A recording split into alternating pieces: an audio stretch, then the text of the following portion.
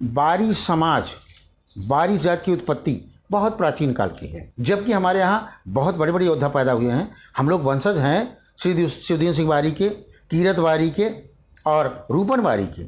उनके वंशज होते हुए भी हम लोग पूरे देश में हमारी जो जनसंख्या है वो लगभग 7 करोड़ अनुमानित है। इसके बावजूद भी हम लोग अनेक प्रकार की परेशानियों से झेल रहे हैं।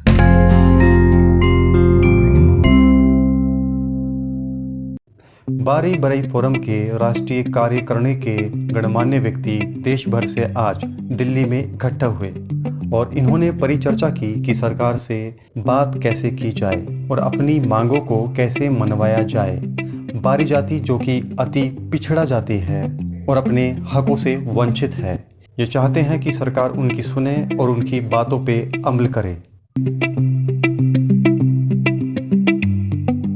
आज ये यहाँ पर नेशनल बारी बरई फोरम की एक बहुत ही महत्वपूर्ण बैठक हुई है, जिसमें ये निर्णय लिया गया है कि ओबीसी जातियों को लेकर जो सरकार का रवैया है वो बिल्कुल ही नकारात्मक है और इससे ओबीसी जातियों को मिलने वाला जो आरक्षण है उसमें हर जगह कटौती की जा रही है और भ्रामक प्रचार किया जा रहा है कि हम ओबीसी की जातियों को पूर्व की भांति आरक्षण दे रहे हैं। सबसे बड़ी बात यह है कि इसमें जो बारी जाति, जो अति पिछड़े वर्ग की जाति है, बारी जाति के साथ तो इतना घोर अन्याय किया जा रहा है। यह जाति सामाजिक रूप में, आर्थिक रूप में, राजनैतिक रूप में, शैक्षणिक रूप में सब जगह कमज़ोर है। हमारा ये कहना है कि अगर सरकार की कोई ये मंशा है कि हम पूरे देश में बारी जाति को अति पिछड़े वर्ग में लाना चाहते हैं तो वो अपनी मंशा को स्पष्ट करें और अगर कोई ऐसी योजना है तो उसको पूरे देश में बारी जाति के लिए लागू करें। अगर ये लागू नहीं करते हैं और हमको विशेष सुविधाएं अगर नहीं देते हैं तो हम पूरे देश में आंदोलन करेंगे और ज़रूरत पड़ने पर हम न्यायालय का भी सहारा लेंगे। और एक चीज़ हम स्पष्ट रूप से कह देना चाहते हैं पूरे देश के बारी भाइयों की ओर से कि हमारी संख्या पूरे देश में करोड़ों में है। हम उन्हीं लोगों का साथ देंगे, विशेषकर राजनीतिक पार्टियों का, जो हमारी बातों को सुनेंगे, हमारे बात को ध्यान देंगे और हमारे महत्व को वो समझेंगे। लगभग पिछले 70 सालों से हम लोग सामाजिक, आर्थिक और शैक्षिक तरीके से बहुत पीछे हैं और कभी भी सरकार ने हमें कोई इसी प्रकार का सुविधा नहीं दिया। न सरकार हमें कभी इस बात पे गौर करती है कि हमारा शैक्षिक अब क्या स्तर है, हमारी नौकरियों हमारी क्या दी जा रही है, हमारे राजनीति में हमारा कोई पार्टिसिपेट नहीं, इस पर सरकार कोई निगाह नहीं है। मेरा निवेदन अब पूरे देश के जितने बारी समाज के लोग हैं, जितने संगठन हैं, सबके माध्यम से ये है कि भारत सरकार हमें आरक्षण हमारी पूरी तरीके से लागू करे। जो बिहार वाला पैटर्न है जिसमें हम लोगों को अति पिछड़े बैकवर्ड क्लास में रखा गया है, उस कैटेगरी को केंद्र सरकार के माध्यम से हम पूरे देश में चाहते हैं। और अगर ये नहीं हुआ तो हम लोग सरकार को ज्ञापन देंगे, धरना देंगे और शांतिपूर्ण प्रदर्शन से हम सरकार को कहना चाहते हैं कि हमारा अधिकार समाज में दिया जाए ताकि हमारा सोशियो इकोनॉमिक कंडीशन हमारी ऊपर उठे। और राजनीति में हम लोगों का बिल्कुल कोई पार्टिसिपेशन नहीं है, ना हमारे जात का कोई एमएलए है, ना कोई एमपी है। इतनी बड़ी पार्लियामेंट है, इतने लोग पॉपुलेशन का हमारा देश है और हमारी जाति का कोई स्थान नहीं है। और जातियों का कितना लोगों ने अपलिफ्टमेंट किया हुआ है, पूरे देश में है, सबका एसोसिएशन काम कर रहा है, हम लोग भी काम कर रहे हैं। अब चूँकि हम लोग शांतिपूर्ण तरीके से काम करते रहे हैं इसलिए हम लोग कोई सुनवाई नहीं होती है। हम चाहते हैं हमारा आरक्षण जो भी है हमारे बिहार सरकार दे रही है उस पैटर्न पर केंद्र सरकार हमें पूरी तरीके से हम लोग को पूरे देश में लागू करे, उसका बेनिफिट उठाएं हम लोग, क्योंकि और हम लोग मुख्य रूप से इस समाज की मुख्य धारा में शामिल हो।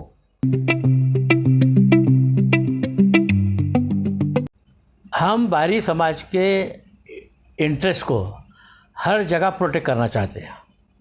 अगर हमारे सोशल इनजस्टिस कोई करता है, हमारे एजुकेशन पर कोई इनजस्टिस करता है, हमारे पॉलिटिकल करियर पर कोई इनजस्टिस करता है, तो हर जगह पर इस भारत देश में पूरी बारी जाति हम मिलके उसका विरोध करेंगे। और यह ऑर्गेनाइजेशन सिर्फ बारी समाज के सर्वांगीण विकास के लिए किया गया है। बारी समाज ओबीसी में आता है। ओबीसी में जो संविधान ने हमको दिया है, जो आरक्षण दिया है 340 के तहत, अगर वो आरक्षण भी छीन ले तो इसका मतलब ये नहीं कि बारी समाज चुप बैठेगा। हम केंद्र सरकार से अपील करते हैं कि आप एम्पिरिकल डाटा जो 2011 से 2014 तक सेंट्रल गवर्नमेंट ने कलेक्ट किया है, जो डाटा आपके पास है, वो जनगणना है ओबीसी की, वो डाटा आप सुप्रीम कोर्ट को दे, ताकि आज हमको मिला हुआ पॉलिटिकल जो आरक्षण था वो उन्होंने खारिज कर दिया।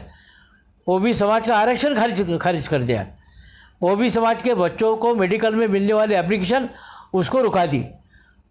ये ओबीसी समाज के विरोधी ये सरकार की जो नीतियाँ है, इनसे कड़ी से कड़ी इस पर स्टेप लेंगे और हम पूरे बारी जाति को इकट्ठा कर उनका सब जिसको बोलते जन जागरण करेंगे हम। हमारा आरक्षण जो आज खारिज किया, ये अगर इमीडिएटली इनिशिएट नहीं हुआ यहाँ, तो हम यहाँ जन आंदोलन खड़ा करने के लिए जाओगे और वो ज़रूर करेंगे।